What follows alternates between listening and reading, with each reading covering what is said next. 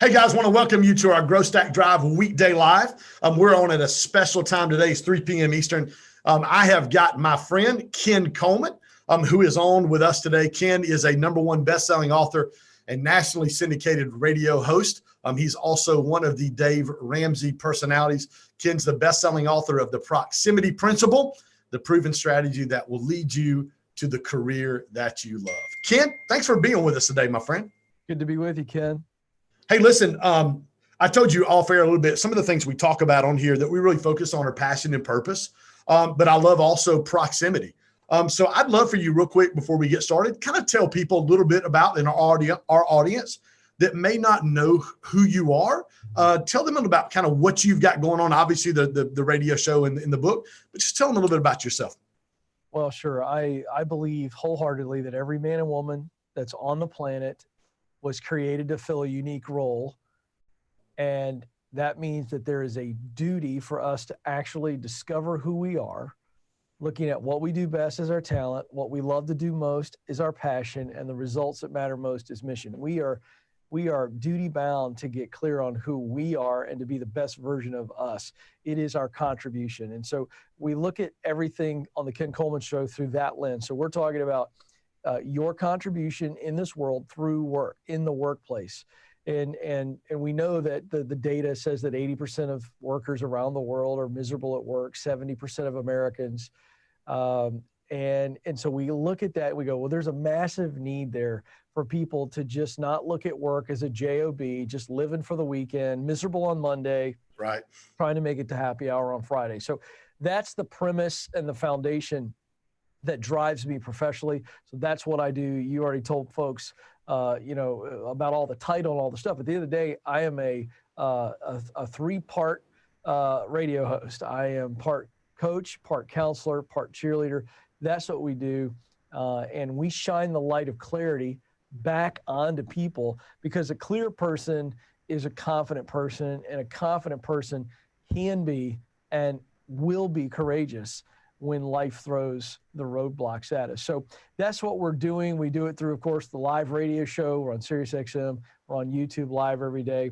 And of course, we podcast the show, and we write books, and we do live events. And so we are a part of the Ramsey organization, bringing hope to the airwaves and to millions of people, just like Dave does through money.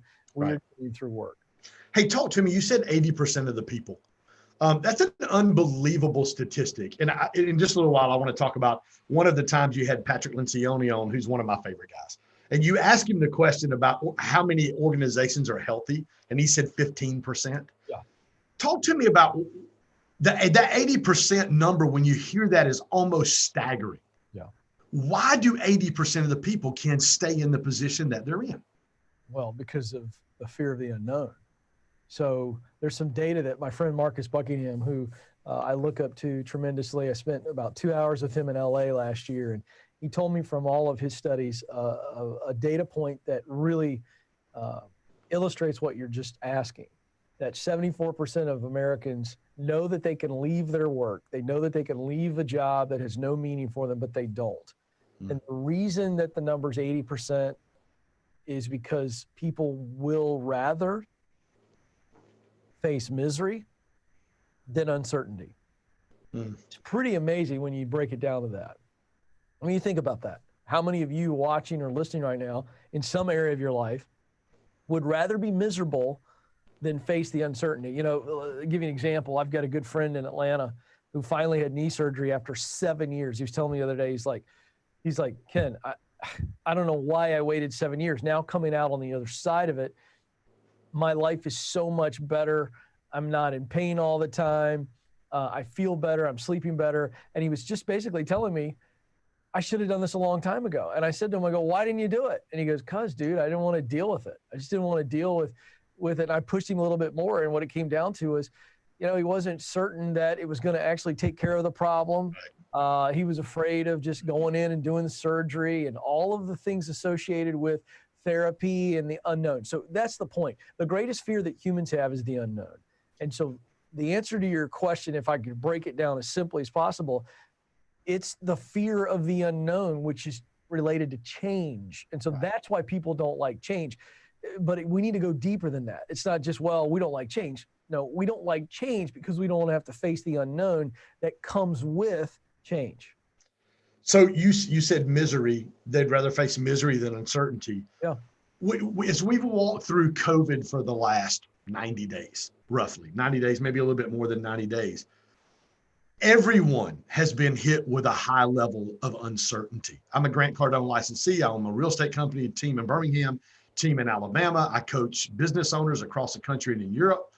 Everyone, I don't care how successful of an entrepreneur you might be, everyone's been hit or has faced some uncertainty. Do you think coming out of COVID, or how do you think coming out of COVID, it's like we can't avoid the uncertainty? Do you think that will cause some people to maybe that 74% or that 80% number might go down because people are faced or forced to face uncertainty because of what we went through? Well, I certainly would hope so, but I don't know if I can predict that. But I think there will be some people who look at what happened and they say, I don't ever want to get in that situation again. So that shifts this answer to more of an economic or a personal finance answer. I mean, a lot of people said, wait a second, if I ever get laid off again because of some pandemic, I want to have 6 months money in the bank. We call it an emergency fund around here. Mm-hmm. I don't want to be in debt.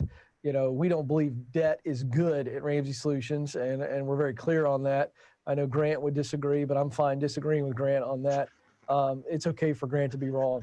But Grant and I have had a lot of one-on-one conversations about that, by the way. Sure. Oh, I'm sure. He takes on Dave in public all the time.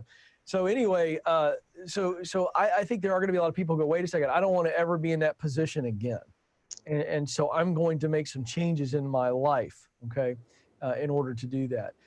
And I think there will be a lot of people who say, you know what, this was a reminder to me that I didn't like my job prior to COVID, and I got kicked out of the nest, whether it be laid off or furloughed. Right. And now I'm going, yeah, this is the chance to start over. So yes, I do think it will have nudged or kicked some people out of the nest that would not have left. But again, it gets back to that question, of why 80% are unhappy. Not, you asked, why are 80% of people staying in these jobs they don't like? Well, I told you it was because of the fear of uncertainty. Mm-hmm. Let's look at why they're unhappy. It's two major reasons. One, there's no passion for their work.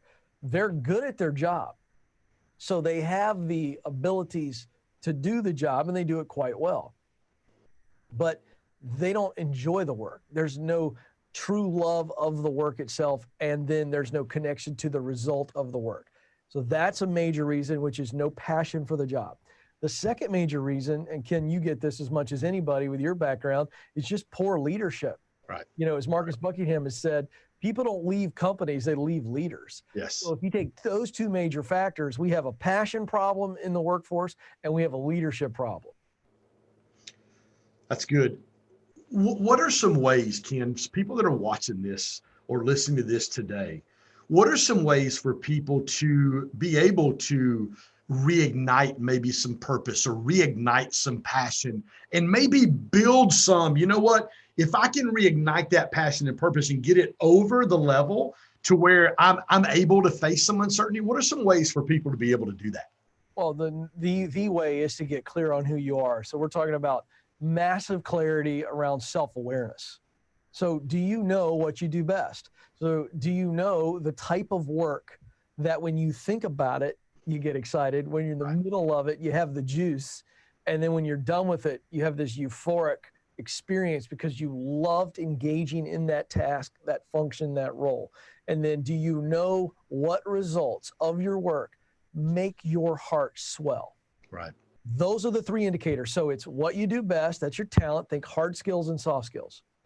Then what work do you love to do? It gives you high levels of emotion and high levels of devotion. High emotion, high devotion. Okay, that's work that you are passionate about. Okay, and then of course, mission, results that matter most. Who are the people you want to help? What is the problem or the challenge or the need, the want of those people? And then what are the solutions or the solution to that need of those folks you want to help that you get fired up about? You answer those 3 questions, and that's what we talk about every day. That's what we write about. That's get clear. That's stage 1 of my 7 stages to meaningful work, to working like no one else. You get clear on those 3 things. Now you look at how they intersect. So where in the marketplace can I use what I do best as a tool to do work that I really enjoy to produce a result that matters to me? And what you'll find is that's your sweet spot. That's where people look at you and they go, boy, you were born for this. And by the way, in your sweet spot, Ken, there's more than one job, more than one career path. It's not one silver bullet thing. And I think a lot of people get freaked out when I start talking about sweet spot and I start talking about, this role that you were created to fill. Well, your role can exist in multiple jobs and in multiple career paths or industries, if you will. So understanding that and getting clear on that, that is what makes a person rekindle the flame. I get the call all the time, Ken, I'm burned out. And I always say, no, you're not. And it kind of startles people because if you're burned out, you'll be dead. Right. When you die, your flame is burned out and you are ushered into eternity. Until that moment, your flame is alive. Now it's covered up. Right. And I talk about build up on the heart. There's 5 causes of build up. So anyway, the point is that when you're really clear and you know your why, which is purpose, then you can figure out where and how, okay, which is vision and mission. But you've got to really understand your why. And when you do that, you are alive. You can't stop thinking about it. I love that. I love that. So in the meantime, you said that one of the reasons people leave is because of leaders. They just don't have good leadership. Right. So what does a person do in the meantime when they are in that position trying to figure out their why? And they do have John Maxwell's law of the lid. Number 1, they do have a leader who may be a 6 or a 7, and they've risen above that and they understand that. What is that? What does that in the meantime look like for them, Ken? Well, it's a mindset shift. So you're not where you want to be. So you're in a day job essentially, and you're in a situation with poor leadership. And so you have to assess, is it better for me to just bite my lip and develop me and get myself prepared for the future that I want and understand that this is a day job? So you know what? I'm just going to be a good citizen and I'm going to grow through this and I'm going to learn how to influence others and try to influence my leader, as John wrote in the 360-degree leader. You can try to be that person, but again, that's short term. But in the long term, you are working towards getting qualified and getting connected so that you can get started on the dream.